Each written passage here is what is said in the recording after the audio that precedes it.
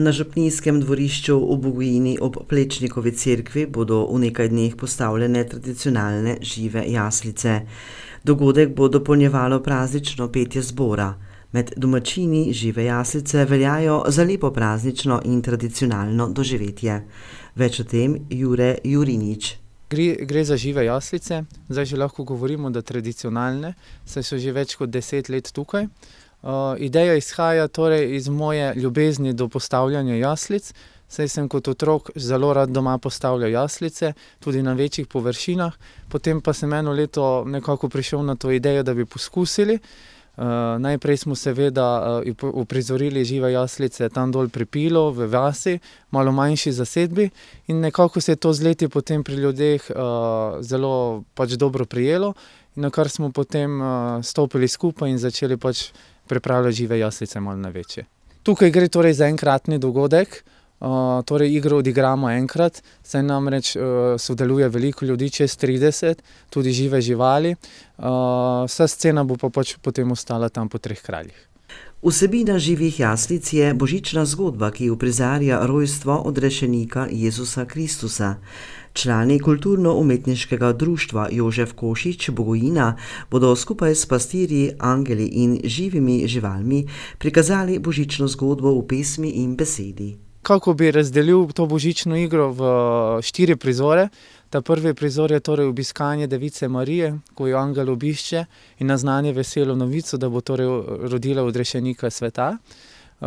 Ta drugi prizor oziroma ta drugo zgodbo bi nekako opisal torej potovanje Jožefa in Marije v rojstno mesto Betlehem, da se popišeta in pa potem ne najdeta prenočišča, da bi prenočila.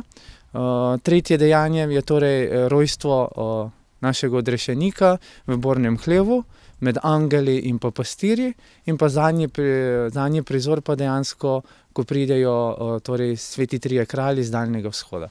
Kot je povedal Jurinič, božična igra povezuje lokalno skupnost. Poleg kulturno-umetniškega društva Jožef Košič, župnijo Bogojina in pa seveda vsa ostala društva iz vasi, turistično društvo, gasilce.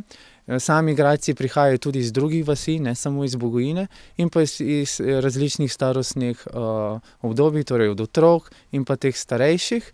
In vsako leto z veseljem sprejmejo vloge, nekako so to že vzeli za svoje in se svoje vloge tudi nekako vživeli.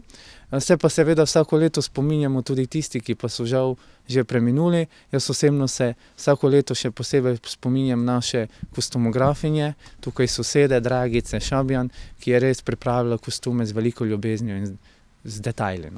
Žive jaslice imajo verski pomen, kulturno in družabno vrednost in tudi turistični pomen. Zagotovo, iz verskega vidika se gre to za dejansko samo bistvo naše vere.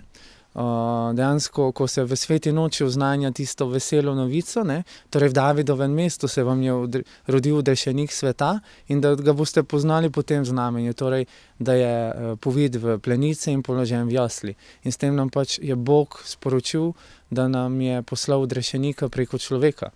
Zdaj, kaj se tiče družbenega vidika, kulturnega vidika, torej gre za neko tradicijo, za neki običaj, ki pa obenem torej iz nekih čustvenih vidikov poveže vse ljudi. Z turističnega vidika pa seveda, da vabimo ljudi vse okrog, širom, torej Prekmurje in pa širše. Žive jaslice nosijo močno božično sporočilo, ki je vsako leto isto, je ob tem povedal Jurinič. V tem vrvežu današnjega sveta, ko potem pa tudi iskanju tega miru, bodisi nazvem, bodisi osebnega notranjega miru, ko v svetu divjajo vojne okrog, je sporočilo samo eno, da se je potrebno ustaviti, ozreti v borni hlevček in pa sporoča nam tudi to, da dejansko se največje stvari rodijo torej v skromnosti in pa v ljubezni.